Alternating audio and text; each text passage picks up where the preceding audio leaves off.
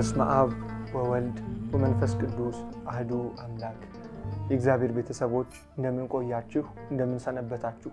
የአምላካችን ጸጋና ምሕረት ከሁላችን ጋር ጸንታ ትኑር። ያስተምረን ዘንድ ይመክረን ዘንድ እግዚአብሔር አምላካችን በመንፈሱ በመምህርነቱ ከኛ ጋር ይሁን። በዛሬው ቀን የምንካፈለው በማቴዎስ ወንጌል ምዕራፍ 9 ከቁጥር 18 ጀምሮ ያለውን ቃል ይሆናል። ይህንም ሲነግራቸው አንድ መኮንን መጥቶ ልጄ አሁን ሞተች፣ ነገር ግን መጥተህ እጅህን ጫንባት በሕይወትም ትኖራለች እያለ ሰገደለት። ኢየሱስም ተነስቶ ከደቀ መዛሙርቱ ጋር ተከተለው። እግዚአብሔር ቃል ለእኛ ስለበራና ስለተገለጠልን የአምላካችን የእግዚአብሔር ስም የተመሰገነ ይሁን። ይህ ክፍል ከባለፈው ሳምንት ትምህርታችን በጌታችን ምሕረት ምክንያት ደሟ ከሰውነቷ ላይ መፍሰስ ያቆመባትን ያችን ሴት ስናስተውል እቺ ሴት ልመኗን ከማቅረቧ በፊት ይህ ሰው ይህንን ጥያቄ እንደጠየቀ እንመለከታለን።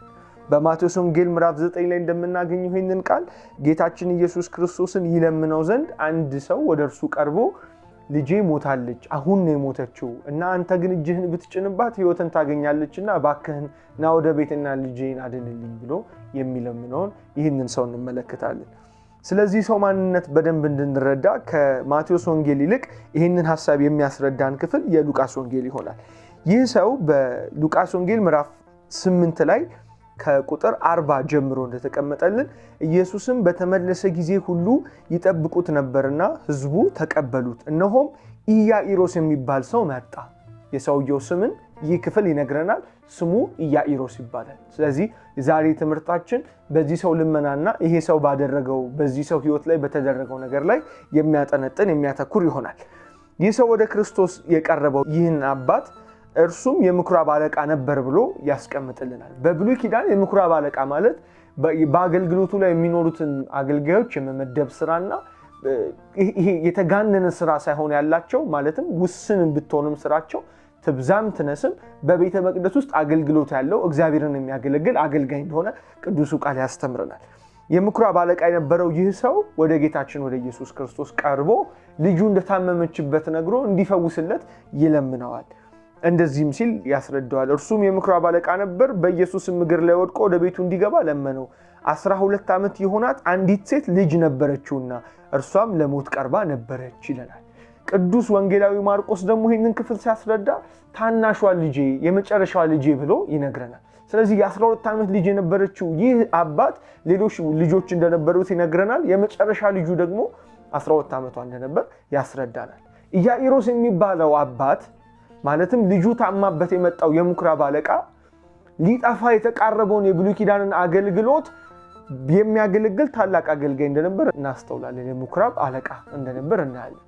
ይህ ሰው ወደ ጌታችን ወደ መሲሁ ወደ እውነተኛው መድኃኒት ከመምጣቱ በፊት ምናልባት በቤተ መቅደስ ውስጥ ጸሎት ያደርስ እንደነበር፣ ለልጁ ምሕረትን ያገኝ ዘንድ እግዚአብሔርን ይለምነው እንደነበር የማያጠራጥር ጥያቄ የማያጠራጥር መልስም በውስጡ ይይዛል።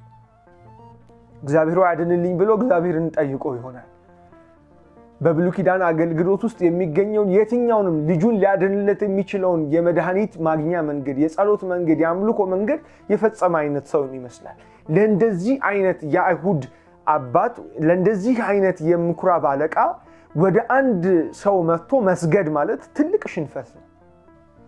ምሕረትና ርኅራሄ ከደጁ የማይነጥፉበት መልካም ወደ ሆነው ወደ ጌታችን ወደ ኢየሱስ ክርስቶስ መጥቶ የእሱን ጌትነት መቀበል ለእስራኤላውያን ከባድ ፈተና ነበር። ይህ ሰው ደግሞ የምኩራብ አለቃ ሲሆን እግዚአብሔርን አውቃለሁ የሚል አባት ነው።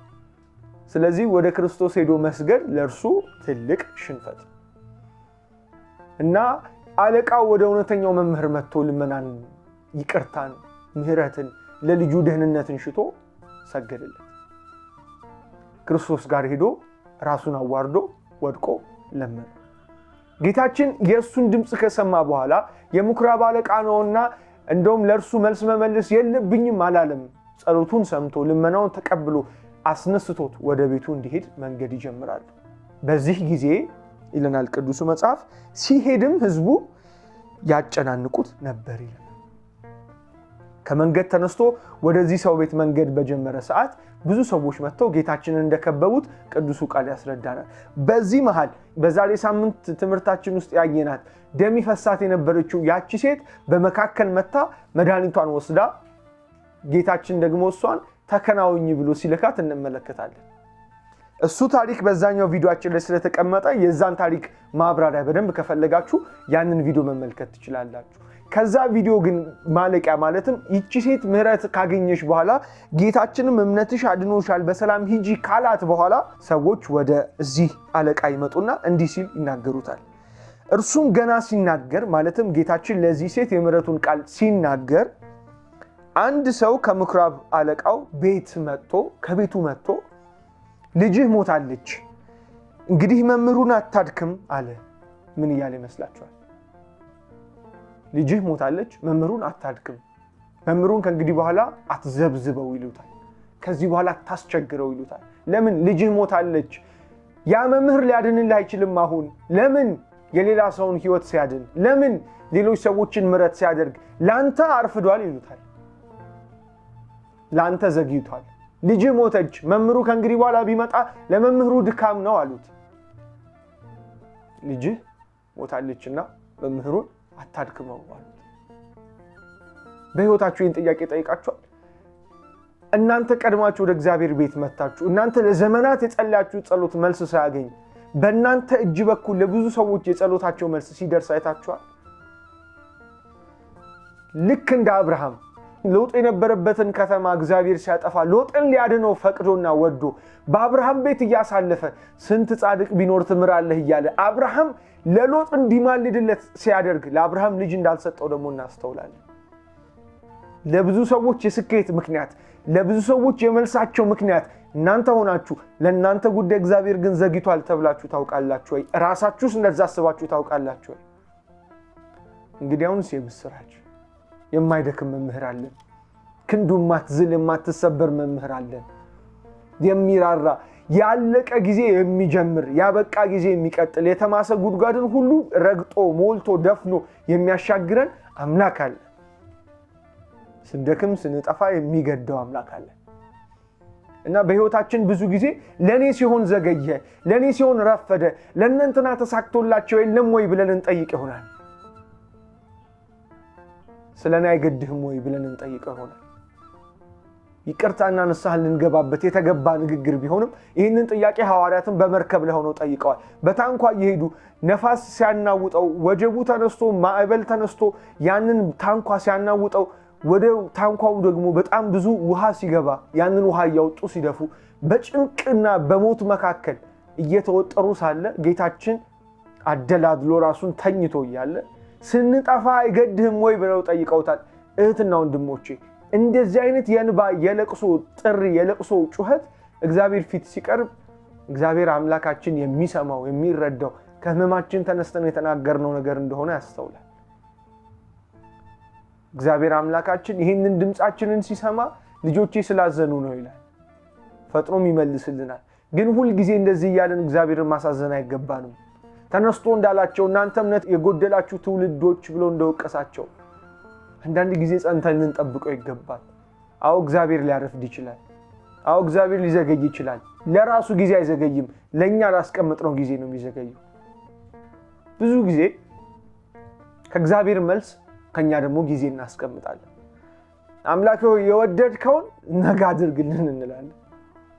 ጊዜው ለእግዚአብሔር ሊተው ይገባል። የወደደውን እንዲያደርግልን ስንፈቅድ በወደደው ጊዜ ሊያደርገው እንዲፈቅድ ለእግዚአብሔር ልንተወው ይገባል። አልዓዛር የሚወደው አልዓዛር ታመመ ሲሉት ያልሄደ ጌታ፣ አረ ሞተ ድረስለት ሲሉ ያልሄደ ጌታ፣ ተቀበረ እኮ ሲሉት ያልሄደ ጌታ፣ በሶስተኛው ቀን አረ ሶስተኛው ቀን ሞላ ሲሉት ያልሄደ ጌታ በአራተኛው ቀን ሄደ። ቃሪዛ ተሸክሞ ሲያልፉ በፊቱ የሚያያቸውን ሰዎች በሙሉ ተነሱና ተመላለሱ ሲል ያስተዋለው ያንን ጌታ ለውዱ ለሚወደው ለዛ ለአልዓዛር ሲያረፍድ እንመለከታለን። ለምንድን ነው የሚያረፍደው? ለሚጠብቁት እግዚአብሔር ለምን ያረፍዳል ብለን እንጠይቃለን። እግዚአብሔር አንዳንዴ ለምን ዝም ይላል እንላለን። አምላካችን እኮ ዝም ብሎ አይደለም። እግዚአብሔር እኮ ትቶን አይደለም። እግዚአብሔር ረስቶን አይደለም። እግዚአብሔር አይረሳንም። አይኖቹ ሁል ጊዜ በእኛ ላይ ናቸው። በእኛ ምክንያት ሊሰራ የፈለገው እውነት ስላለ ነው። በእኛ መከራ ምክንያት ለብዙ ሰዎች መጽናናትን ሊነግር ነው። ከነ መከራ ለካ ሰው እግዚአብሔርን ማምለክ ይችላል። ለካ እነዚህ ሰዎች እግዚአብሔርን ካመለኩ እኔ ምን ሆኜ እግዚአብሔርን እክዳለሁ የሚል በጣም ብዙ እልፍ ሰው አለ። ኑሮ ሞልቶለት፣ ቤተሰቡ ተቃንቶለት፣ ህይወቱ ሰምራለት የሚኖር ግን ከእግዚአብሔር ራቀ ብዙ ሰው አለ። በአንዲት ጉድለት እግዚአብሔርን የሚያማርር የብዙ ነገር ጉድለት የሚያሳየው እግዚአብሔር በህይወታችን ሲመጣ ሊሞላ የሚችለውን ክፍተት ነው የሚያሳየው። እንኳን ጎደለብን፣ እንኳን አጣን፣ ነገር ግን እንኳን እግዚአብሔርን ከህይወታችን አላስወጣን። እግዚአብሔር ያለ ሰው ምንም ባይኖረው ችግር የለም።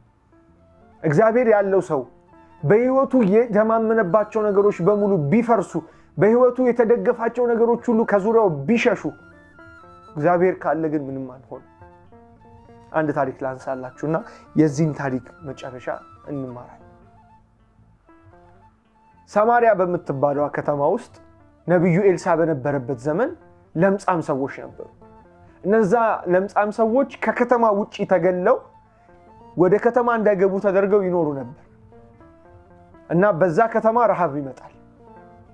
በዚያ ከተማ የረሃቡ አስከፊነት ይበሉት የነበረው ምግብ አስጸያፊ ምግብ ነበር። የዶሮ ኩስ፣ የአህያ ራስ ቅል እንዲበሉ ድረስ ተማረውና አዝነው እንመለከታቸዋለን። እና በዚህ ሁሉ መከራ ውስጥ ነብይ በሀገሩ ያለ ነው ወይ ይሄ ሁሉ ነገር እየተፈጠረ ያለው ብሎ ንጉሱ ይናደድና ተቆጥቶ ነብዩ ኤልሳን ይጠራል። እና ኤልሳ ይህንን ቃል ይሰማል። ነገ በሰማሪያ ዱቄት ይሸጣል ብሎ ይመልስለታል። እነዚህ ለምጻም ሰዎች ወደ ከተማ ብንገባ ተወግረን እንሞታለን፣ እዚህ ብንኖር ደግሞ በረሃብ እንጠፋለን፣ አምጥቶ ምግብ የሚያበላን የለምና ወደ ከበቡን ወደ ጠላቶቻችን ከተማ እንሂድ ብለው ተነጋግረው ይሄዳሉ። እግዚአብሔር አምላካችን በዛ ከተማ ለሚኖሩት ሰዎች አንድ ቀን አስቀድሞ ህልም ያሳያቸዋል።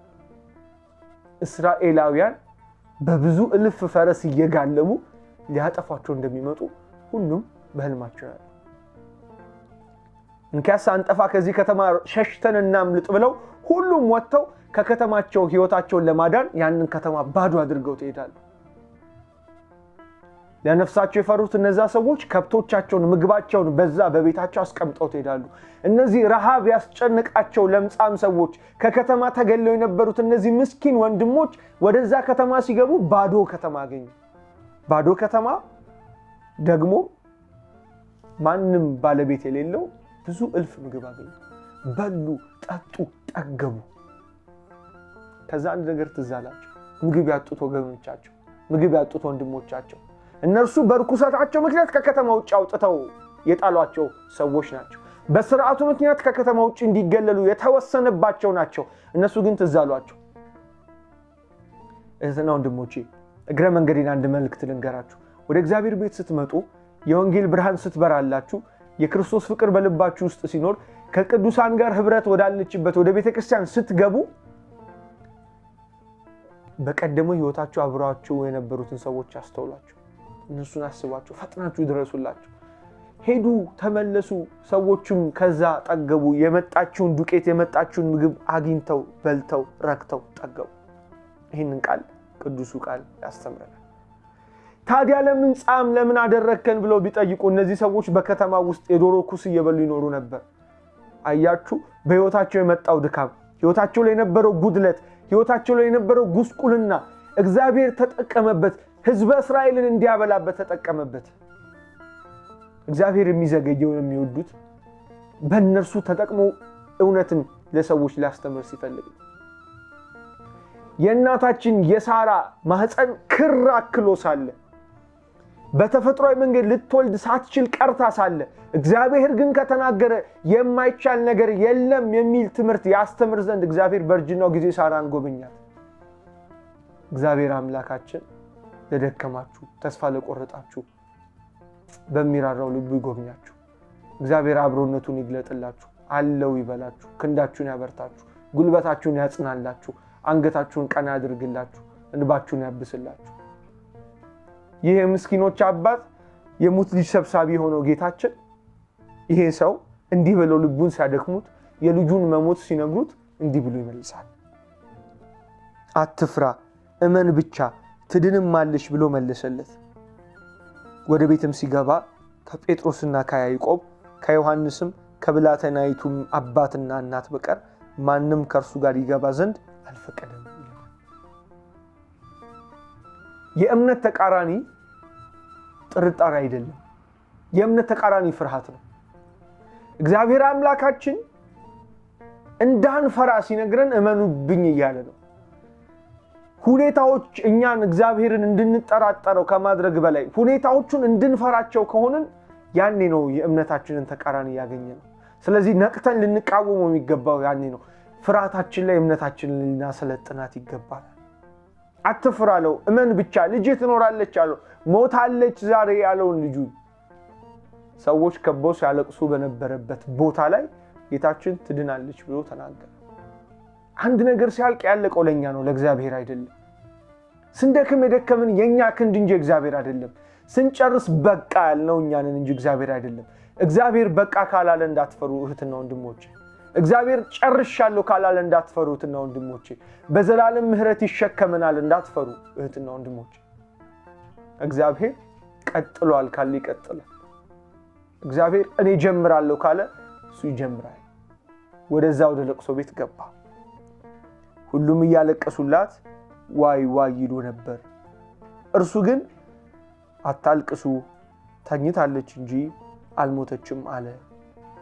በሌሎቹ ተመሳሳይ ወንጌሎች ላይ እንደምናገኘው እምቢልታ የሚነፉ ሰዎች በዚህ የለቅሶ ቦታ ተገኝቷል ይላል።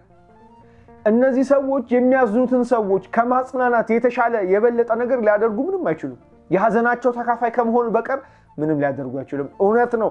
በወንድሞቻችን የሐዘን ጊዜ ካጠገባቸው ቆመን ልናጽናናቸው ይገባል። እውነት ነው። ጌታችን ግን ማጽናናት ብቻ አይደለም ስራው። ጌታችን ግን የሐዘናችንን ምክንያት መንቀል ከስሩ አውጥቶ እኛን የደስታ አክሊል ማቀዳጀት ነው ስራው። ውዱ ፍቃዱ ይሄ ነው። ያችን ልጅ ተመለከታት። 3ቱን ሐዋርያት ይዞ ገባ ከእናትና ከአባቱ ጋር። ሲያት አስተኝቷታል እና እንዲህ ሲል ተናገረ፣ ተኝታ ነው አልሞተችም። እንደ ሞተችም አውቀው በጣም ሳቁበት ይላል። ሎቱ ስብሐት። ጌታችን ኢየሱስ ክርስቶስ ላይ ተሳስተሃል ብለው ሳቁበት። ሞታለች እኮ እቺ ልጅ ተሸወድክ ብለው ሳቁበት። አታስተውለውም ብለው ሳቁበት። ሕይወት የሆነውን ክርስቶስን አንቀላፋች ተኛች ሲላቸው ሞታ ነው ብለው ሳቁበት። ጌታችን ሲናገር መልሳችን ከፊቱ ቀድማ እንዳትገኝ እግዚአብሔር ይጠብቀን። አትችልም እኮ እንዳንለው እግዚአብሔር ይጠብቀን። ካንሰር እኮ ነው እንዳንለው እግዚአብሔር ይጠብቀን። ይሄ እኮ ሲድን ያላየሁት በሽታ ነው እንዳንለው እግዚአብሔር ይጠብቀን። ወይ ጌታ ሆይ ይሄ እኮ አይቻልህም እንዳንለው እግዚአብሔር ይጠብቀን። እግዚአብሔር የሚሳነው አንዳች ነገር የለም። እሱ ሲናገር ሁሉ ሕያው ይሆናል። እንዲህ ሲሉ ነገሩት። እርሱ ግን እጇን ይዞ አንቺ ብላቴና ተነሺ ብሎ ጮኸ ይለናል። ወንጌላዊ ሉቃስ ይህንን ክፍል ሲያስረዳን ጌታችን እንዴት እንደተናገረ ይህንን ቃል አጽንዖት ሰጥቶ ያስቀምጥልናል። በጩኸት ተናገረው ይለናል። ወንጌላዊ ማርቆስ ደግሞ ጣሊታ ሆይ ተነሺ ብሎ ተናገረ ይለናል። ብላቴና ሆይ ተነሺ የማለት ትርጉሙን ይሰጣል። እግዚአብሔር የደከመውንና የወደቀውን የሕይወታችንን ክፍል በቃሉ ስልጣን ተነሳ ተነሺ ብሎ እግዚአብሔር ያስነሳልን። ነፍሷም ተመለሰች። እግዚአብሔር ጠርቶት ያልተመለሰ ነገር የለም። እግዚአብሔር ጠርቶት የማይመልስ የፍጥረት አካል የለም። እግዚአብሔር ተናግሮት ምላሽ የማይሰጥ የተፈጥሮ ክፍል የለም። የእሱን ቃል ሰምታ ነፍሷም ተመለሰች፣ ፈጥናም ቆመች ይለናል። ከዚያም የምትበላውንም እንዲሰጧት አዘዘ። ወላጆቿም ተገረሙ። እርሱ ግን የሆነውን ለማንም እንዳይነግሩ አዘዛቸው። የመጠበቂያ ቀናችሁ ላይ ሆናችሁ እግዚአብሔር ወደ እናንተ የሚመጣበት ቀን ላይ ሆናችሁ እንዳትተላለፉ አደራ የምለው አንድ ቃል። እግዚአብሔር ሊጎበኛችሁ ሲመጣ ከእምነት ልባችሁ ፈቀቅ ብላችሁ እንዳያገኛችሁ አደራ። የእናንተ ጊዜ ደርሶ እግዚአብሔር ሊጎበኛችሁ በመጣ ጊዜ በእርሱ ተስፋ ቆርጣችሁ እንዳትገኙ አደራ። እግዚአብሔር ለሁላችን ጊዜ አለችው። በልቡ ያለችው ሐሳብ ቅንና መልካም ናት። ለእናንተ ማስባትን አውቃለሁ ይለናል። ሐሳቤም ቅን ነው ይለናል። በጎ ብቻ ነው ይለናል። እግዚአብሔር አምላካችን ለኛ ለልጆቹ ክፉ ነገርን ሊያስብ ስለማይችል ህይወታችን ላይ የመጣው ፈተና ህይወታችን ላይ የመጣው መከራ ከእግዚአብሔር ጋር ካለን ፍቅር እንዳይለየን እንዳይነቅለን መጠንቀቅ አለብን። ጌታችን ተናግሯት እቺ ሴት በእግሯ ቆመች፣ ምግብንም በላች። ደክሞ ተኝቶ በር ተዘግቶበት ከእንግዲህ በኋላ ምህረት አይገኝለትም ለተባለው ለየትኛውም ድካምና ጉዳይ እግዚአብሔር አምላካችን መጽናናቱን ይላክላችሁ፣ ኃይሉን ይላክላችሁ፣ ማዳኑ ትፍጠንላችሁ፣ ክንዱ ትዘርጋላችሁ፣ የመጎብኘት ጊዜ ይሁንላችሁ። ኢየሩሳሌምን በኪደተ እግሩ እንደጎበኛት እግዚአብሔር አምላካችን በመንፈሱ በኩል እናንተንም ቤታችሁን የሚጎብኝላችሁ። ስለዚህ በዛሬው ትምህርታችን ልንማረው ልንይዘው የሚገባን ዋናው መልእክት እግዚአብሔር የሌሎችን ህይወት ሲያቀና እግዚአብሔር የሌሎችን ጸሎት ሲመልስ ለኔ ያረፍዳል የሚለውን ሐሳብ ከልባችን መፋቅ ከልባችን መሻር ይሆናል። እግዚአብሔር አያረፍድም፣ እግዚአብሔር አይዘገይም፣ ቢዘገይም ለበጎ ነው። አይቀርም። እግዚአብሔር ጊዜውን ተስፋውንም መልሱንም በፍቃዱ እንዲያደርግልን ለእግዚአብሔር ራሳችንን አስገዝተን መኖር ይሁንልን። በጎ ነው ያለውን መልካም ነው ያለውን ለህይወታችን የሚያደርግልን አምላክ ስላለ ግራና ቀኛችንን የማናቀው እኛ ምስኪኖችን ለፍቃዳችን ሳይሆን ለፍቃዱ ራሳችንን አስገዝተን እንድንኖር እግዚአብሔር ልባችንን ያቅነው። እሱን በመደገፍ ብቻ ያልከው ይሁን እንዳልከው ይደረግ ያንተ ፍቃድ ከሆነ በህይወቴ ይደረግ ይከናወን ብለን እንድንተማመንበት መከራ የደረሰብን ጊዜ አንተ በጎ ነገር አስበህልኛል እቺ ጊዜ ታልፍና ደግሞ ዘምራለሁ ብለን እንድንደገፈው እግዚአብሔር ልባችንን ያቀናል። መከራ ልባችሁን እንዳይሰብረው አደራ። ኃጢአት፣ ዓለማዊ ምኞት፣ አንነቀል ያሉን ድካሞቻችን ከእግዚአብሔር ጋር እንዳይለዩን ልባችሁን ጠብቁ አደራ። የመከረን ያስተማረን የገሰጸን የምህረት አባት የርህራሄ አምላክ እግዚአብሔር አምላካችን ስሙ ይክበር ይመስገን። ለቅዱሳኖች የተለመነ አምላካችን ዛሬም በመንፈሱ ከኛ ጋር ይሁንልን። ወስብሐት ለእግዚአብሔር። ይቆዩ።